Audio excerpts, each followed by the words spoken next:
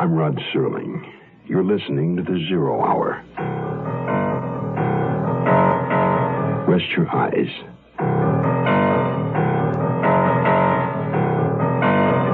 Exercise your imagination. This week, Bill S. Ballinger's sound portrait of an unlikely hero. The Heir Hunters.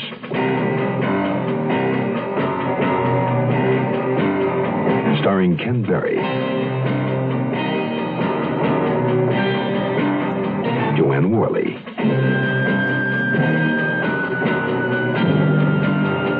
and Edgar Bergen.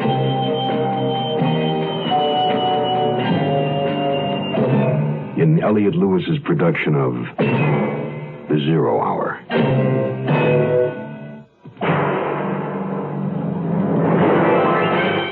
The Mutual Broadcasting System presents The 0 Hour. Sponsored in part by Holiday Inns, Quaker State Motor Oil, and the Ford Motor Company. This is The 0 Hour on Mutual Radio.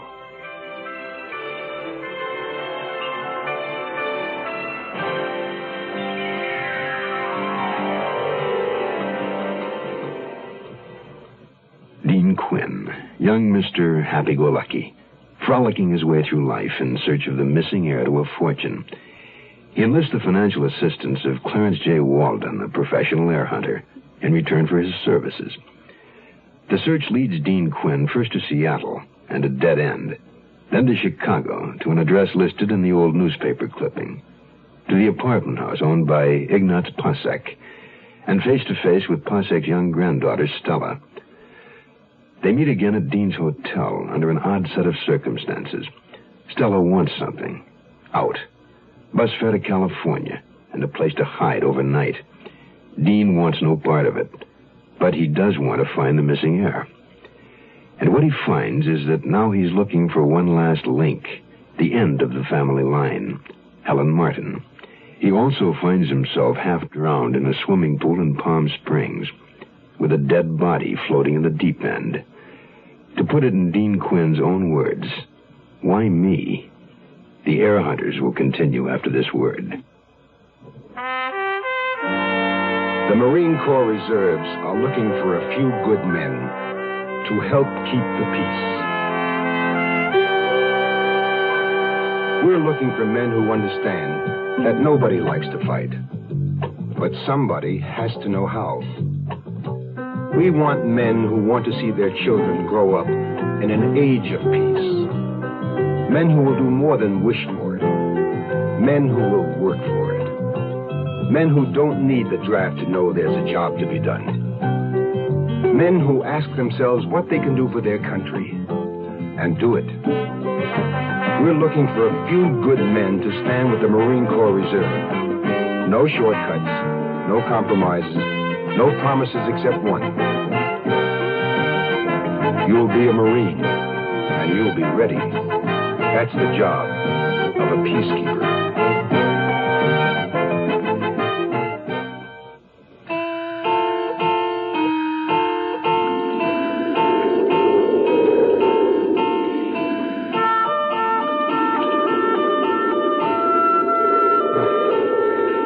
Am I drunk? I must be drunk. What happened here? Did I fall in and hit my head on the side of the pool? Or did someone, whoever killed her, did they try to frame me? Come on, Dean boy, put it together or your ticket is forever punched. Chicago. Remember Chicago? Remember Stella? Stella was in my room at the Drake Hotel in Chicago when she told me about Charlie Martin. Charlie Martin is dead. He got killed in Korea. What about the little girl, Helen? I don't know what happened to her. Can I have that drink now? Yeah, help yourself. Who are you calling? Don't sweat, sweets. I'm not blowing the whistle on you.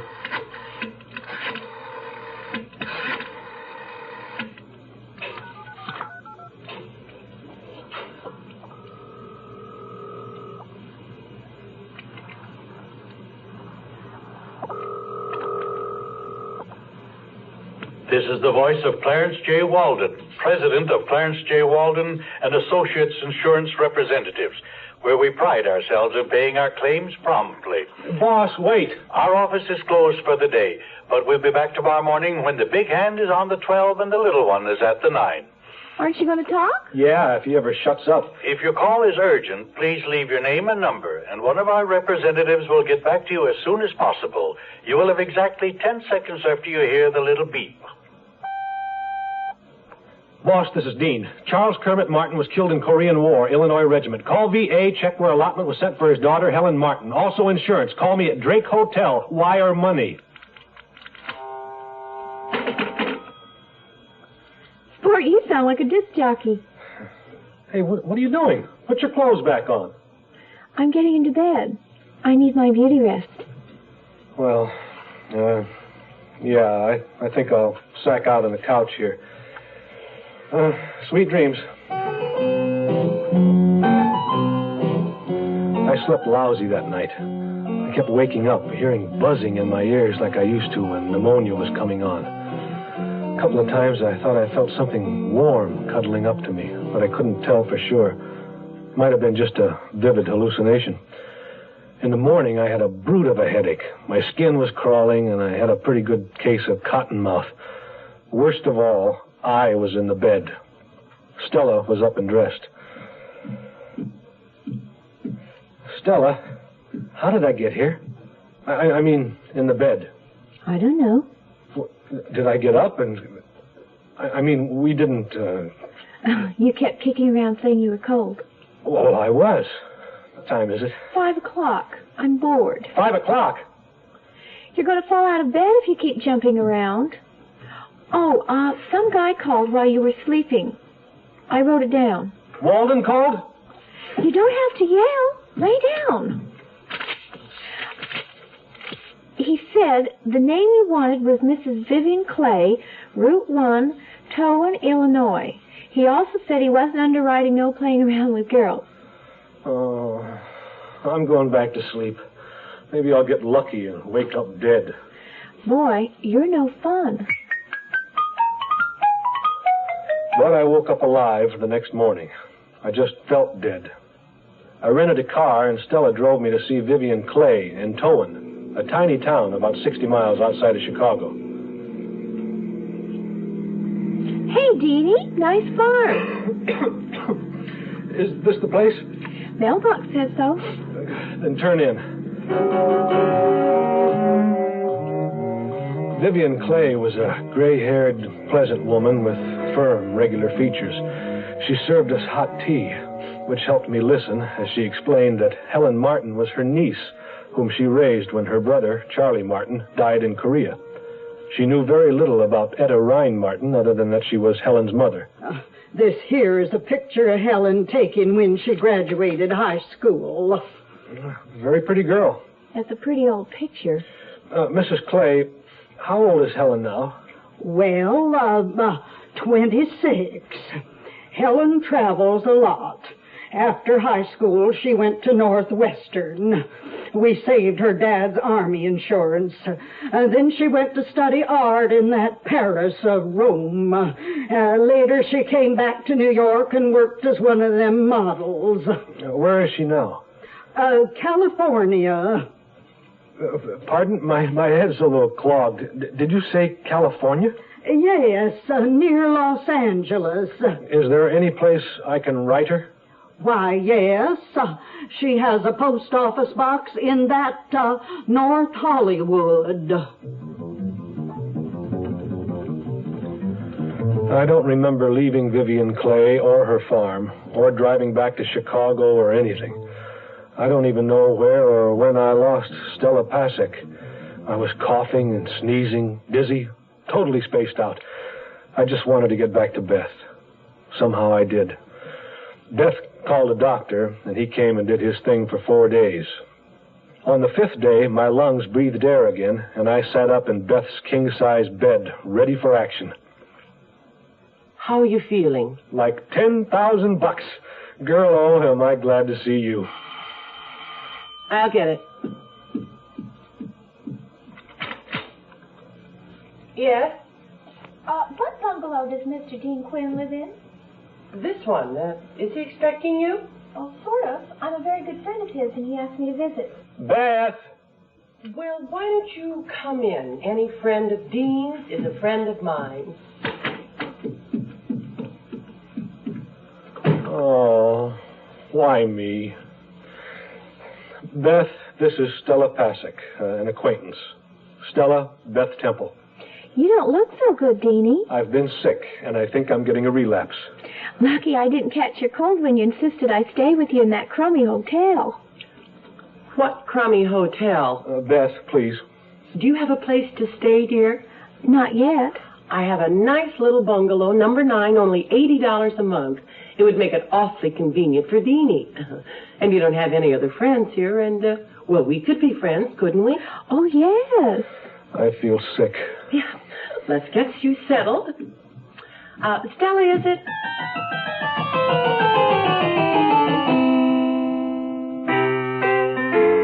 Together, time to spend, enjoying life with food and friends.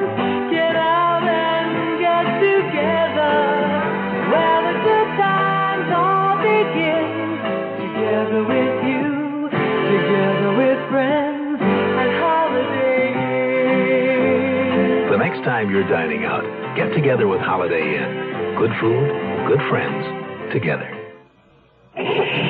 If you drive a new car, maybe you've noticed some changes in how that new engine performs. Today's emission controls are part of the reason. They do cut down pollution, but they also cause severe engine heat that may rob your motor oil of its full power to protect your engine. Today, it's imperative to use only a premium quality oil. For your peace of mind, specify Quaker State. It's refined from 100% pure Pennsylvania-grade crude oil. Quaker State your car to keep it running young.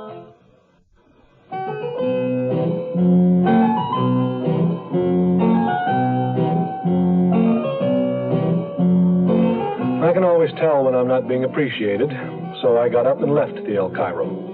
I hitched over to Universal City to see Walden and to bring him up to date. He was delighted to see me. Look at those expenses. Oh, it's nothing to get uptight about, Mr. Walden. We got an address for Helen Martin. Post Office Box, North Hollywood. Post Office won't give you her home address. They don't give out that information except to the FBI or the IRS, and you aren't either of them. I know that. I wrote her a letter and I mailed it to the box number. I just need a little more time until she picks it up. All right, Quinn. You better find Helen Martin soon. I'm in business to find fortunes, not spend them. That evening when I got back to the bungalow, things had nearly returned to normal. Beth mixed up vodka martinis and brought out an old shoebox full of photographs. There were a lot of her as a small girl and some of her mother, Josie, who really was a fox, like she said. There was only one of her father, a man you couldn't pick out in a small crowd if you'd seen him 100 times. But in the hodgepodge of snapshots was a picture of Edgar Rhine. He was in a photo with 2 other men, all of them grinning like idiots into the camera. From their clothes, I guessed it was taken around 1925. That one, with the sailor's jacket and derby. He's Edgar Rhine?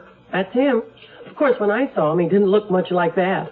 Yeah, 50 years in between can change a man. Who are the 2 guys with him? I don't know.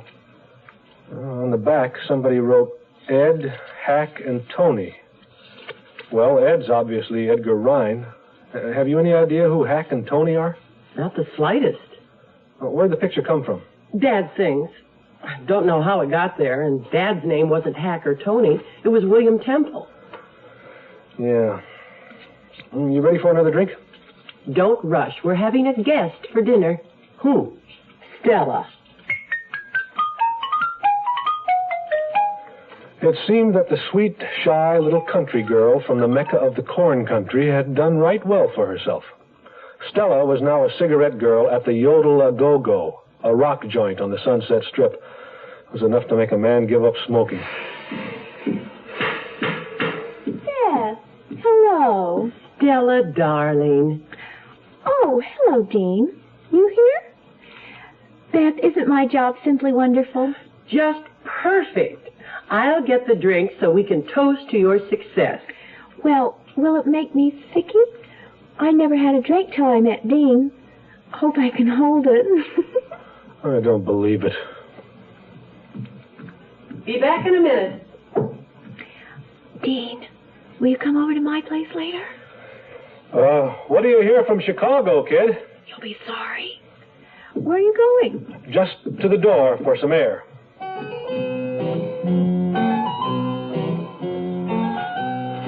I could have written a letter to dear Abby that would have given her a mental block. Anyway, a few days later, a tall, slender, beautiful blonde showed up at the post office and picked up my letter. I could tell it was the one I'd sent by the red envelope. She was driving away in a silver, chrome-plated monster as I arrived to start my daily stakeout. But I got her license number, which Walden could check out through the Department of Motor Vehicles. This new development encouraged him enough to write to Cook County, Illinois, for a copy of Helen Martin's birth certificate to prove she was the legitimate heir of Edgar Rhine. I also convinced him that it was worth a gamble for me to go to San Francisco and see what the Maritime Union's main office had on Edgar Rhine. Not enough of a gamble, however, to buy me plane fare. Beth was kind enough to allow me the use of her car. Good old girl-o. At the Maritime Union, a nice old lady named Miss Morrissey told me she'd been working there ever since she got out of business college, which I figured was about the time somebody invented the typewriter. She went through a lot of dusty old cardboard files. Aha! Here it is. Is this what you want? Name, Edgar A. Rhine. Citizen, USA, born March 13th, 1897. Place of birth, Morro Bay, California. Married? No. I'm guessing he was divorced. No, it would say if he was a divorced man. Oh, there must be some mistake. I know for a fact that Edgar Rhine was a family man. Who knows better, him or you?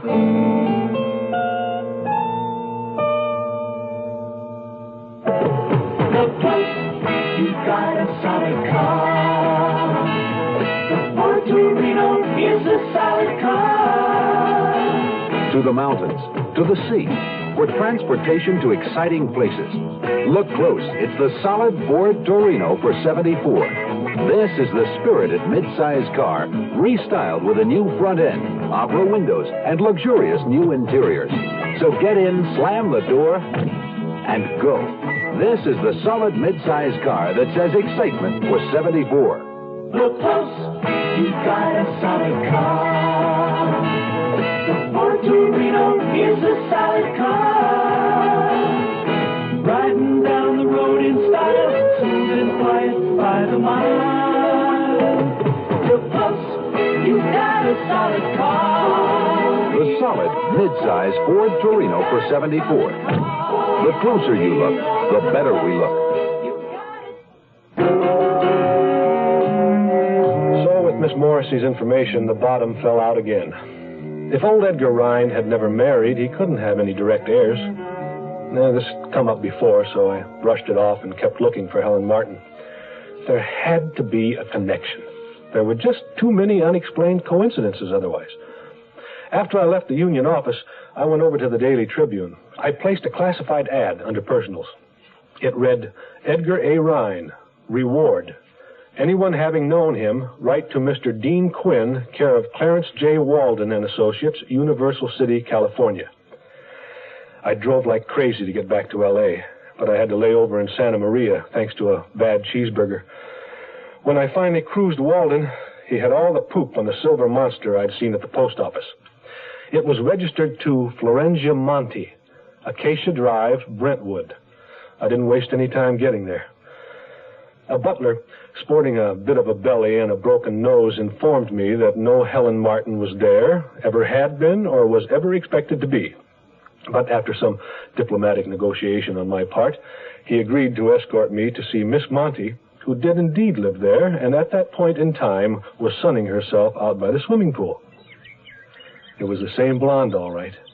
She was stretched out on the diving board, wearing a sliver of a bikini, tanning herself, head cradled in her arms. I couldn't see her face. Without moving her head, she said, What do you want? Are you Helen Martin? No. You are Florencia Monty? Zia, please. You know Helen Martin?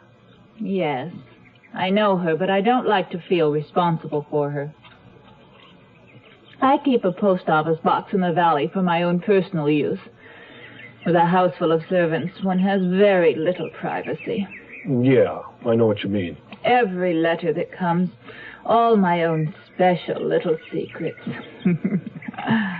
Anyway, I gave Helen permission to use my post office box. Don't you forward her mail? Yes, certainly, whenever she writes to tell me where she is. I haven't heard from her in over a year. Last time, where from? Hong Kong, I think, or some such place. She travels, buys, imports clothes. How long have you known Helen Martin? Oh, years. 6, perhaps, or 7. I met her when she was studying in Paris. My family keeps a place there, although they live in Rome. And you met again here in California? Something like that. We've kept in touch. Do you have Helen's last forwarding address? Someplace around. I'll have to look for it. If I find it, I'll let you know. Yeah, do that. I'll leave my card. I'll write down another number where I can be reached. Oh, you are an insurance man? I didn't know that. Yeah.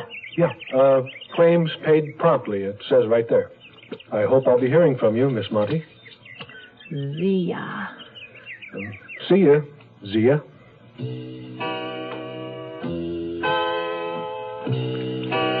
After meeting with Florencia Monty, I paid a visit to the bank where Walden did his business. I asked Tilford Jones, one of the vice presidents, to give me a Dun & Bradstreet report on Florencia Monty. He told me that she was AAA1, top credit rating, which came as no surprise after I'd peeped her palace. Jones also gave me the lowdown on her personal background when I asked for it. Zia Monty was a legal representative with power of attorney for Roma Fiducia, an Italian holding company under a Swiss charter. Jones explained that the company was primarily an investment house and did very little trading in stocks and bonds, all of which meant nothing to me. Zia was working here under the supervision of her home office, and she was very likely a blood relative of one of the company's high executives. A lot of the old European firms still did business in the old-fashioned way, keeping it in the family. I thanked Jones for the information, and while I still had use of Beth's car, drove back to Universal City to see if Walden had anything further for me. So what's the skinny on the Mountie woman? Well, she's above board, boss, but she's not Helen Martin. Didn't expect she would be. Now, don't worry, Mr. Walden. Something has to break soon. I think Helen Martin is in China. China? Why don't you take a break, Quinn? Go home. Go back to law school. Oh, Rome wasn't built in a day, you know. What's that got to do with Helen Martin? Well, I don't know. She studied there. Quinn, you're a nice kid. I like you. Let's leave it at that. Oh, by the way, a letter came for you. And in the future, you won't use this address. It's from San Francisco. Dear Sir, read your ad in the San Francisco Tribune regarding Edgar Rhine. Used to know a man by that name once. Don't know if he's the same one you mean. Note your address is Los Angeles. My ship will make San Pedro on the 19th and sail early the morning of the 20th. You can look me up while I am there. Yours truly, Albert Kress, Second Officer, S.S. McAllister. The 19th? Well, that's today. Finally, your dumbness will kill you if you're not careful, because you'll go charging off one last time into someone with a cannon in his fist who's waiting just for you.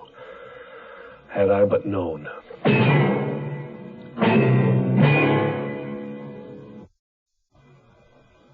Tomorrow at this time, rest your eyes and listen here to this week's continuing study in suspense, The Air Hunters. I'm Rod Serling, and this is the Zero Hour. Today's episode brought to you in part by Holiday Inns, Quaker State Motor Oil, and Ford Motor Company. This is the Zero Hour on Mutual Radio.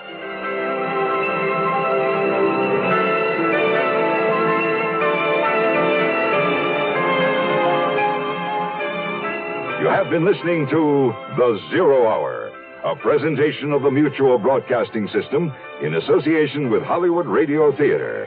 Heard every weekday at this time. Rod Serling is your host. Zero Hour is produced and directed by Elliott Lewis.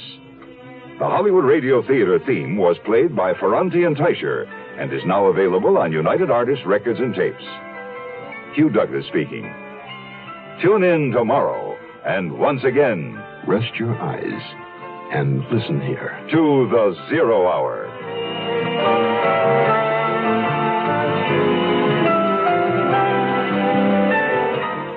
This is the Mutual Radio Network.